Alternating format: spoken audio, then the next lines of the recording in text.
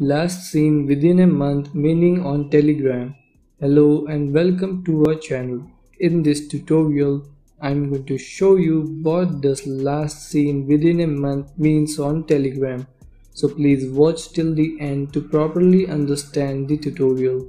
And if you find this video useful, please give it a thumbs up and subscribe to be notified when we upload new videos. So without any further ado, let's get started. Open Telegram. Under some people's name you may see last seen recently, last seen within a week, last seen within a month, or last seen a long time ago. This is what it means. Last seen recently means that the person opened Telegram within 1 second and 2-3 days. Last seen within a week means that the person has opened Telegram between 2 to 3 and 7 days.